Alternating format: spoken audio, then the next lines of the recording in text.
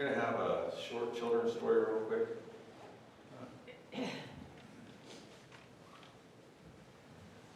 Children come forward.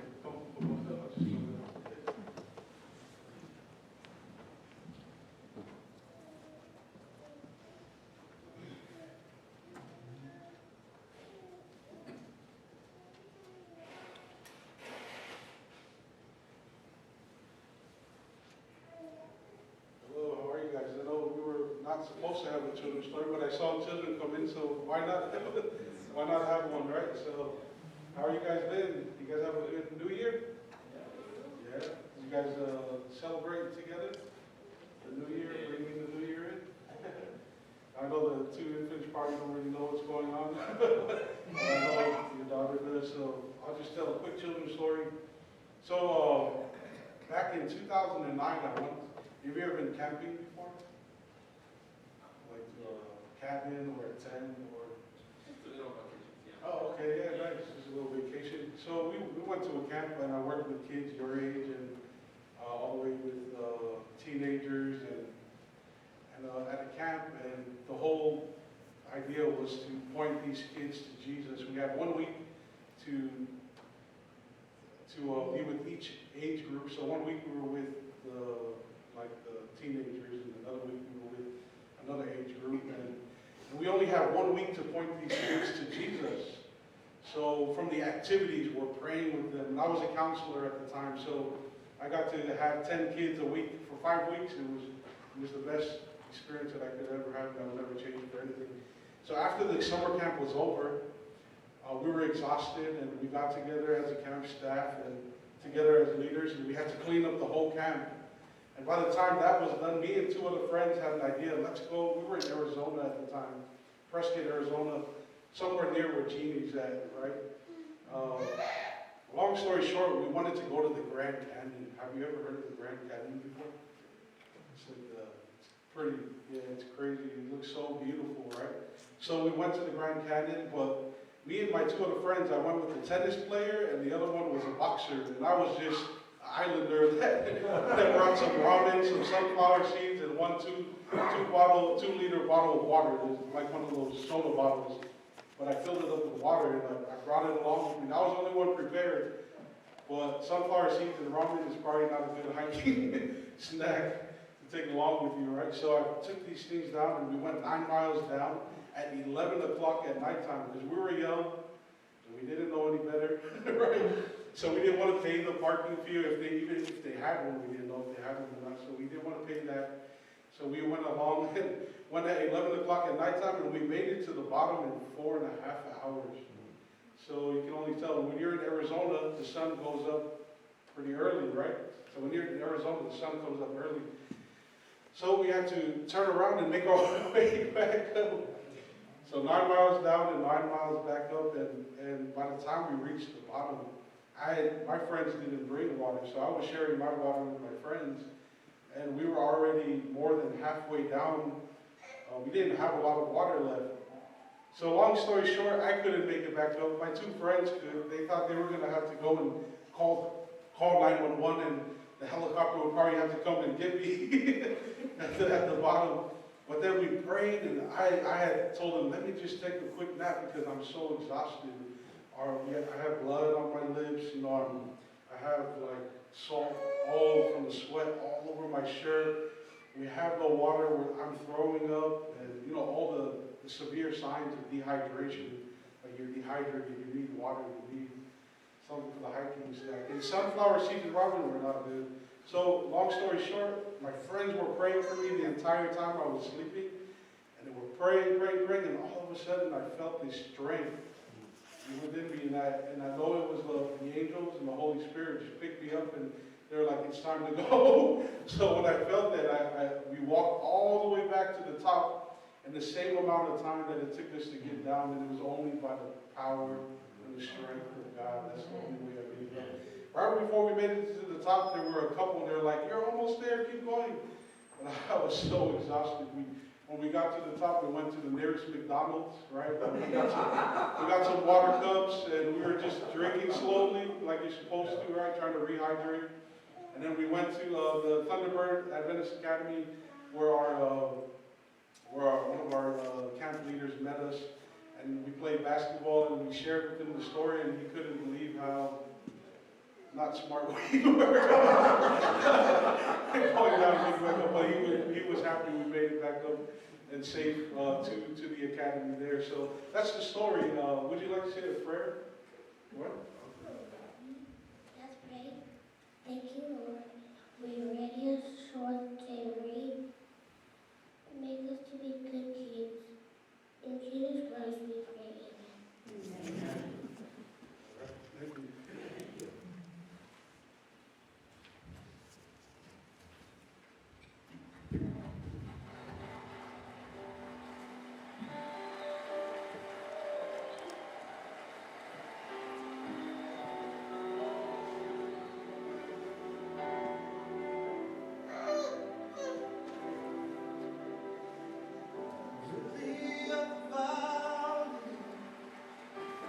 Let your sweet aroma fill my life.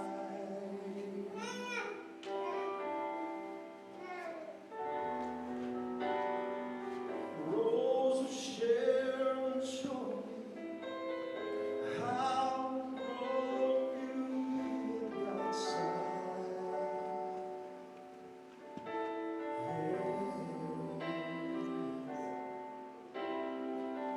Fairest of 10,000, make me a reflection of light.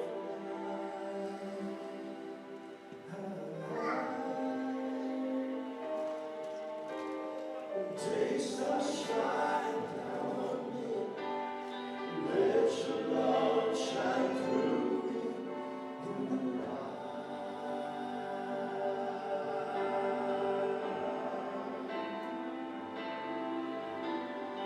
Leave me, Lord.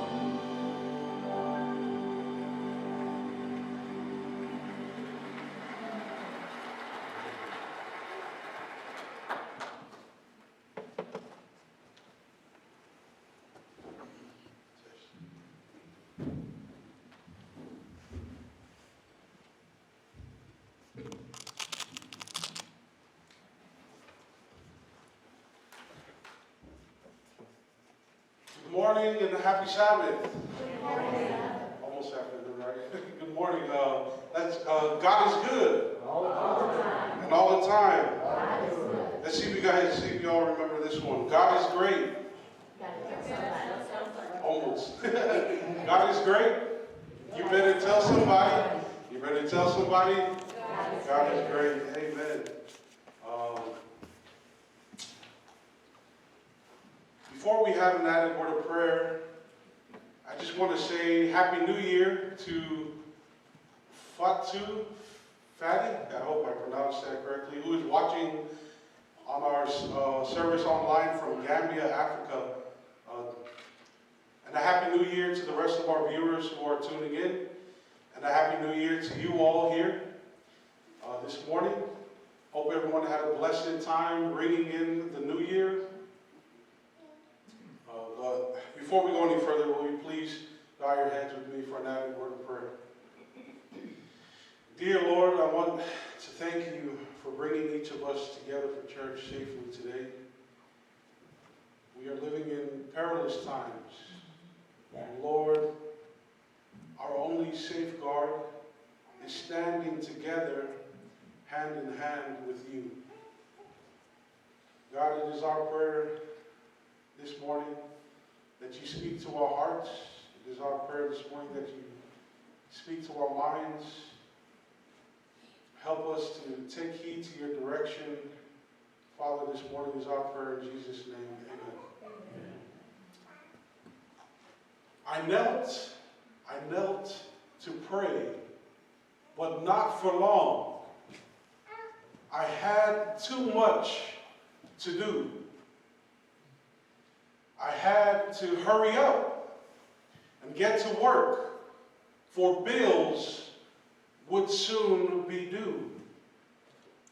So I knelt and I said a hurried prayer and jumped up off my knees. You see, my Christian duty was now done. My soul could rest at ease. All day long, I had no time to spread a word of cheer. No time to speak of Christ to friends. They'd laugh at me. I'd fear. No time. Too much to do. That was my constant cry. No time to give to souls in need. But at last, the time to die. I went before the Lord. I came. I stood with downcast eyes. For in his hands, God held a book. It was the book of life. God looked into his book and said, your name I cannot find. I once was going to write it down, but I never found the time. This poem was written by Lawrence Luciano. And if you were to sit here right now, if you were to sit here and reflect on how this past year went, what things would you change in this new year that we're in now, 2020? If there was one New Year resolution that I could wish for each of you, it would be for you to take time to make your relationship with God the priority of your lives. Can I hear an amen? Amen. That's my prayer as well. I'm not pointing fingers. If you're not already, that's what my prayer for this year would be. And I want to engage you all with the question, so please feel free to participate in answering. And the question is, what is the most important thing in the Christian life? What is the most important thing in the Christian life? We'll go ahead and leave it open. Feel free just to yell it out. Love God with all your heart, soul, mind, and strength, and love your neighbor as yourself. Amen. Hey, that's a good one. How about anybody else? Anyone else got an answer? Our relationship with him. Oh, I'm sorry. Say that again today. Take time to be with him. Take time to be with them? Okay. Our relationship with Jesus. Our relationship with Jesus. Oh, awesome Share with answers. others. Sorry, what was that? Share that with others. Share that with others, right? And sharing that with others can be through our words or through the way that we just carry ourselves and allowing God to live amongst within our hearts. It's always necessary to say the right things, right? But I mean, more than that, there's times where we should be quiet, right? And God will just glow within us. How about any other answers? What is the most important thing in the Christian life? Having faith. Having faith, okay. Any others? Freedom. Freedom. Yep, amen. Freedom. Anyone else? Oh, I'm sorry, what was it? The cross. Oh, the cross, yes, most definitely. Being able to share that is flesh and blood at communion. Amen. Yeah, most definitely. Yeah, that's very important. We had a communion last Sabbath over at Sioux City. So yeah, that's definitely one. Any others before we carry on? How we spend our time? How we spend our time? Amen. That's the second time answer we got, right? Anyone else? So every answer is right, but I would argue, I would stand to argue that yes, it is time. I would go with what everybody's right. There's no right or wrong answer, but I would say time. Time is probably the most important thing. Okay, no more trick questions, but I want to engage you with one simple question, and I know you can argue that question that I asked earlier, but the stance that I stand on is, of course, time comes from God, right? God gives time, but then time, like, in order to get to know God, we have to spend the time, right? Or if we don't even know who God is, then time is a big factor. So the next question is not a trick question, but I want to engage you with one simple question that I've already asked to some individuals with the answer to this one. And there's no right or wrong answer. It's just a simple question. But if I can ask Roger, the question that I had asked you right before the service began, why is time so important to you? Can you please just give us your answer? To get things done. You get things done, right? That's a good answer.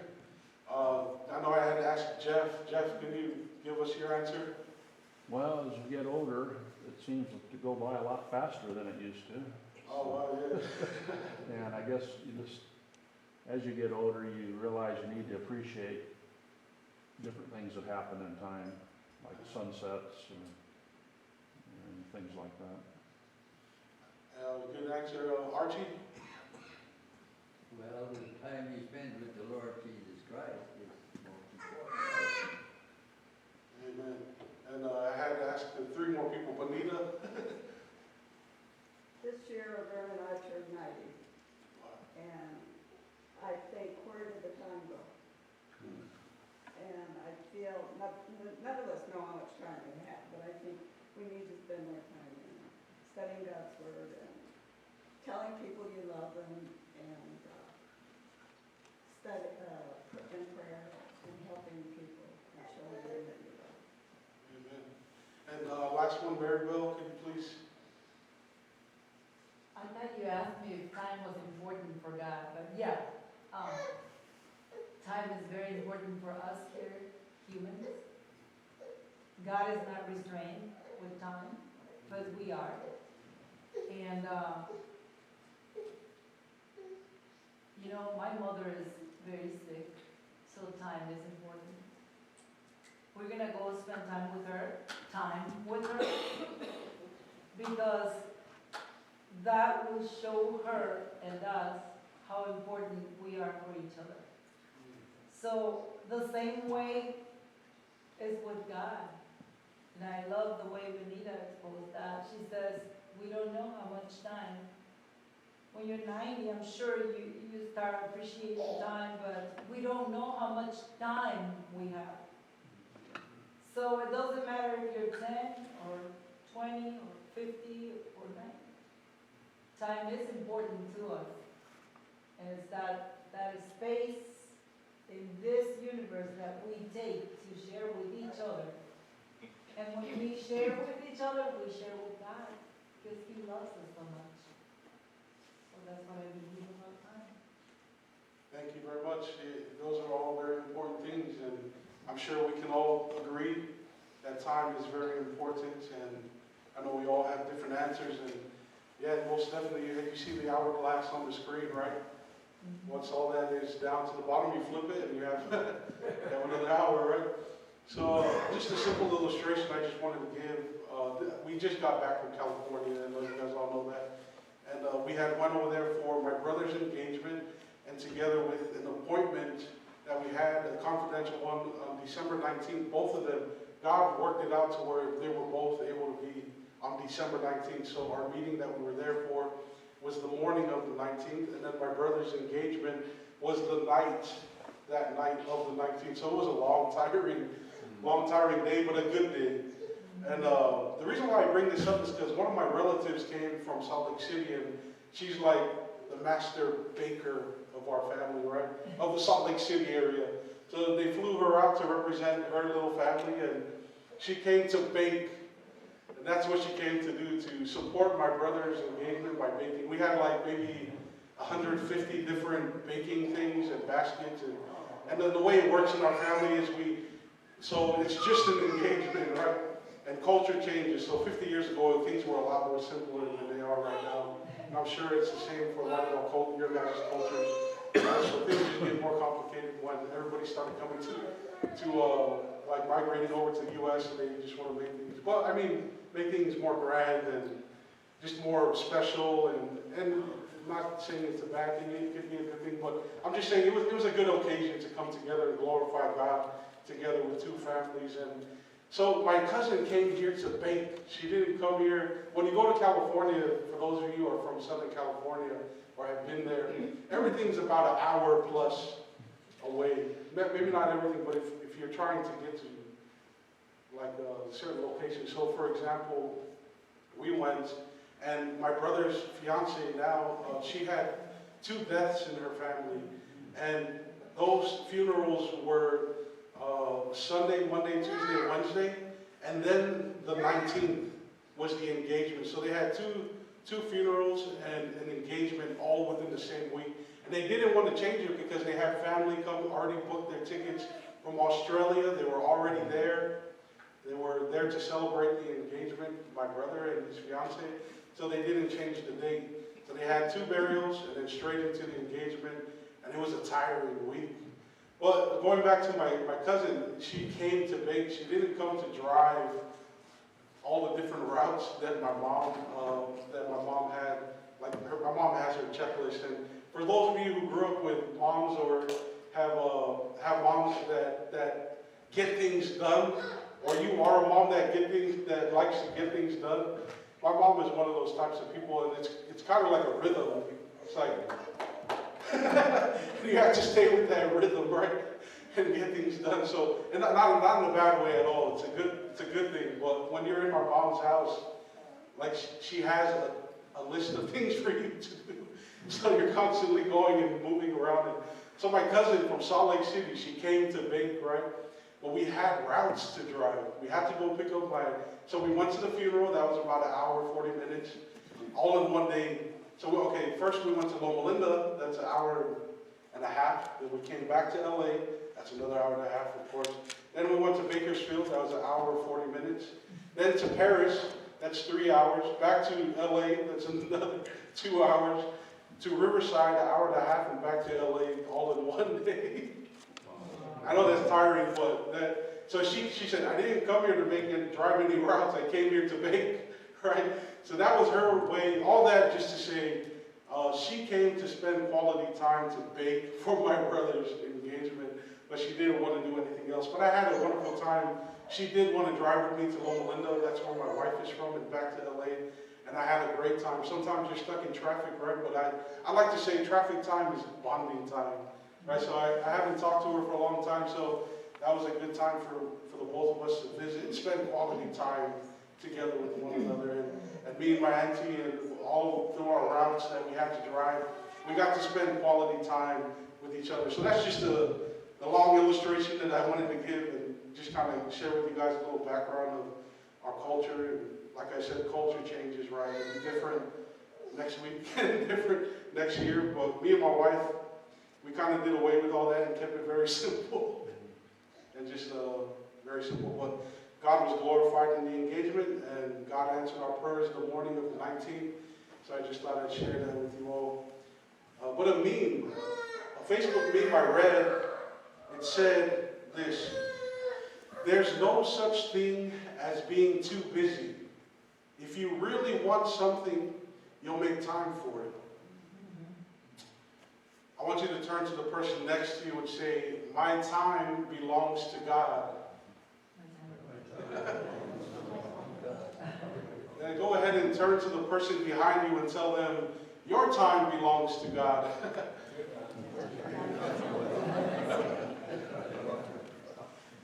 And of course, we're going to just go ahead and sing a song, and I'm sure some of you will know it in His time. Our family worships, we used to sing this all the time. And if you know it, please sing along. In His time, in His time, He makes all things beautiful.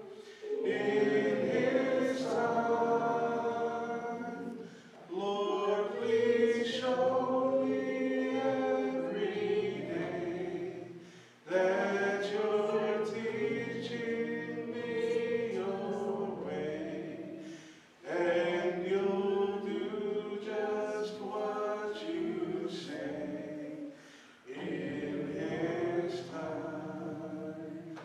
So something my dad would always tell us at every family worship and family meeting is time is very important. And just very briefly and shortly, my dad, he was baptized into the church in 2012. We went on so many mission trips together. I thank God for that. So we were able to work together. And that's something he always emphasized to all of us kids, that time is very important. And just the other day, it hit me hard when I read a post that said this, because I'm a kid, right? I'm standing here before you guys. I'm a kid. I was born in 1990. So this little Facebook meme I read said this: 2050, I said that 2050 is as far as 1990. I was like, oh man, I'll be pretty old when it gets to 2050. I know most of us here are all wise and already up there in our age. And well, for me as a young buck, right? It just hit me that, man, 2050 is as far as 1990 was. But simply, my prayer for each of you this new year is that you will see how precious the gift of life God has given you. And I pray that you will enjoy life's temporal blessings, and I pray that you will see clearly that lasting joy and lasting happiness can only come from God and God alone. Can I hear an amen? And this brings us to our passage, which is found in Ecclesiastes chapter 3, verses 1 through 8. And the message in the passage is telling us that life is a gift of God. And let's go ahead, I'll go ahead and read it for us very quickly. I know it was read already, but I'll do it again, just for the sake of repetition. So verse 1 says, to everything there is a season, a time for every purpose under heaven, a time to be born, and a time to die, a time to plant, and a time to pluck what is planted, a time to pluck what is planted, a time to kill, and a time to heal, a time to break down, and a time to build up, a time to weep, and a time to laugh, a time to mourn, and a time to dance. Verse 5, a time to cast away stones, and a time to gather stones, a time to embrace, and a time to refrain from embracing, a time to gain, and a time to lose, a time to keep, and a time to throw away, a time to tear, and a time to sow, a time to keep silence, and a time to speak, a time to love, and a time to hate, a time of war, and the last part, and a time of peace. So to everything, there is a season. And Ecclesiastes, for those of you who know, like in Hebrews, the Hebrews in the Old Testament, when they wrote things, they liked like rhythm. They did things like in rhythmic patterns, and here you find it in this passage. So beginning in verse 2, you find birth and death. Verse 2, birth and death, plant, pluck. And then when you read verse 2, it says kill, heal, break down, build up. And then the next one, verse 4, it says weep, laugh, mourn, dance. And then the next verse, cast away stones, gather stones, embrace, refrain from embracing. I know you guys know this already, but gain, verse 5, gain, lose, keep, throw away. Verse 6, tear, sow, silence, speak. And then the last one is love, hate, war, and then peace. So all of this is definitely post-fall. This would relate to our fallen state after Adam and Eve had sinned, and so this is kind of relating to our time being now with these types of events.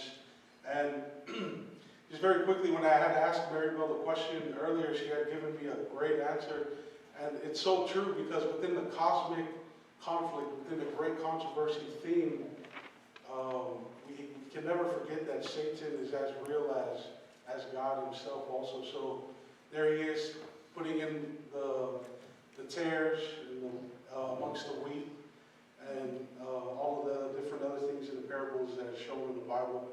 Well, family and friends, time is precious. Time is precious, and we need to be spending every moment of our lives seeking the direction of God. Amen? Amen. Spencer Church family, remember that Satan is up to no good. And he knows that the only way to hurt God is to hurt God's most precious possessions, and that is you and I. So Christ lived and died for you and I. And now he can give us the help. He can help you and I through life's greatest obstacles through the power and the help of the Holy Spirit that he left when he went up. And family and friends, don't leave here today without that, without the help of the Holy Spirit. We need it. Every second, every minute, every hour of the day, we need him. And don't continue going through the year 2020 without the guidance and the presence of God. This life can be tough. Sometimes church family, it could be tough, but never forget the promise found in Psalms chapter 23. The Lord is my shepherd, right? I shall not want. He makes me to lie in green pastures. He leads me beside the still waters. He restores my soul. He leads me in the paths of righteousness for his name's sake. Yea, though I walk through the valley of the shadows of death. This is probably the key verse that would relate. I will fear no evil, for you are with me. Your rod and your staff, they comfort me. You prepare a table before me in the presence of my enemies. You anoint my head with oil. My cup runs over. Verse 6, surely goodness and mercy shall follow me all the days of my life, and I will dwell in the house of the Lord forever. Amen. Amen. That's our prayer, that as we go through life's journey, as we go through life's events, that we'll be able to remember that quality time spent with God is not only the best thing, but it'll help direct us, it will help guide us into the right paths that we need to be in. So don't forget, like I said already, to spend quality time together with God in all that you do. Because a lot of times we can get so stuck in doing it in the very beginning of our day and the rest of our day to walk with God, but praying without ceasing, living a life with God constantly is doing it throughout the entire day. Amen. And of course, waking up in the morning, but even before we sleep at night, praying to God and making sure that we're right and that we're together with him and we're thriving in our relationships with him. So as you go throughout this new year, I want to challenge you to spend quality time with God. Laugh with him, because you can do that. You can laugh with God. Share your deepest concerns, your thoughts with him. Share your good news with him in your prayers. Listen to him through his love letter to you the Bible, right? Cry to him when you need someone to confide in. Allow him to be part of your birthday celebrations. Allow him to be part of your daily routines. Allow him to guide your everyday life. Allow him to be the anchor in life's greatest storms. God desires to spend quality time with you and I today, church family. And I pray you desire the same thing as well. And we don't serve a God who sits back and just watches you and I. We serve a God who created the stars, but yet is small enough to live in our hearts. And my challenge to you today is simple. It is, how many of you desire spending quality time with God? Can I hear an amen? Amen. And with that being said, would you please stand as we sing our closing, well, please stand with me now as we claim that promise, as we sing our closing song in times like these. It's there on the screen.